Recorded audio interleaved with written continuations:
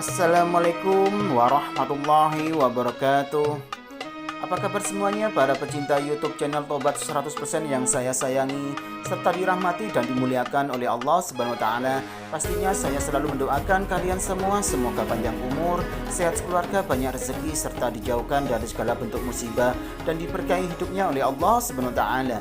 Amin amin ya rabbal alamin. Selamat datang dan selamat mencari ilmu pengetahuan tentang Islam di YouTube channel Tobat 100% ini. Kali ini YouTube channel Tobat 100% akan membahas tentang proses penciptaan babi, binatang yang diharamkan Allah bagi umat Islam.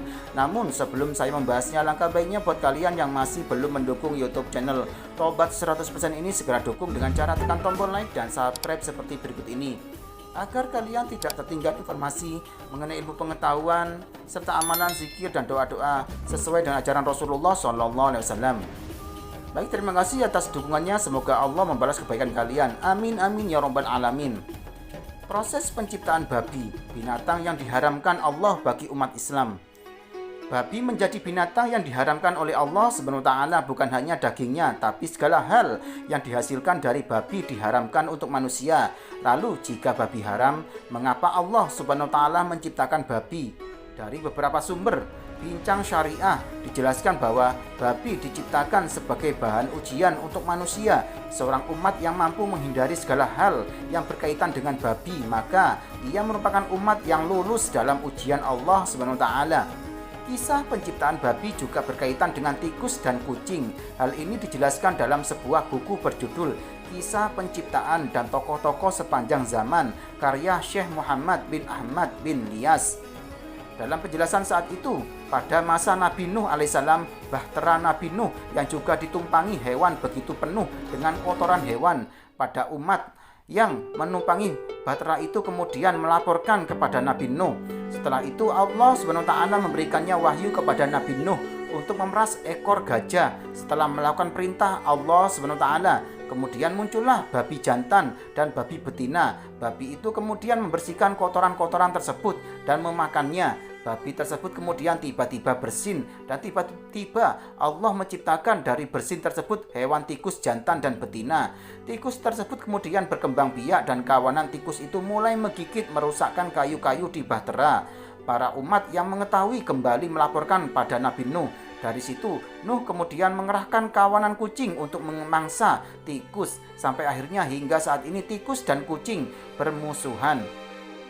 Larangan Allah SWT tentang mengonsumsi babi jelas telah ditegaskan dalam Al-Quran surah Al-Maidah ayat 3, yang artinya diharamkan bagimu memakan bangkai, darah, daging babi, daging hewan yang disembelih atas nama selain Allah, yang tercekik, yang terpukul, yang jatuh, yang ditanduk dan diterkam binatang buas, kecuali yang sempat kamu menyembelihnya, dan diharamkan bagimu yang disembelih untuk berhala. Quran surat Al-Maidah ayat 3. Untuk itu seyogyanya manusia tidak harus mengetahui hikmah yang terkandung dari apa yang diperintahkan Allah SWT. Kewajiban manusia hanyalah beriman kepada Allah SWT, sebab Allah SWT yang mengetahui apa yang terbaik untuk ciptaannya. Jadi cukuplah percaya jika ada suatu larangan dari Allah SWT.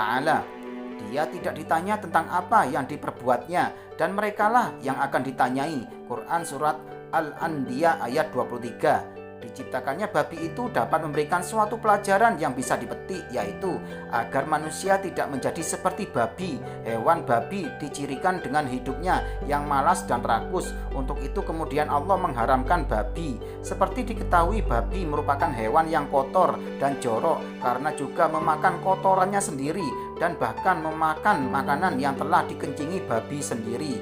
Dalam surat Al-Madinah ayat 60, Allah SWT berfirman, apakah akan aku beritakan kepadamu tentang orang-orang yang lebih buruk pembalasannya dari orang-orang fasik itu di sisi Allah, yaitu orang-orang yang dikutuk dan dimurkai Allah. Di antara mereka ada yang dijadikan kera dan babi, dan orang yang menyembah Tohut. Mereka itu lebih buruk tempatnya dan lebih tersesat dari jalan yang lurus. Nah, demikianlah penjelasan dari YouTube channel Tobat 100% ini mengenai proses penciptaan babi, binatang yang diharamkan Allah bagi umat Islam. Semoga bisa menambah ilmu pengetahuan buat kalian semuanya ya, dan semakin menambah keimanan pada Allah Subhanahu wa taala. Amin amin ya rabbal alamin. Jangan lupa selalu simak YouTube channel Tobat 100% ini setiap harinya agar kalian tidak tertinggal informasi mengenai ilmu pengetahuan tentang Islam serta amalan, zikir, wirid dan doa-doa sesuai dengan ajaran Rasulullah SAW. Sekian, terima kasih, semoga bermanfaat. Wassalamualaikum warahmatullahi wabarakatuh.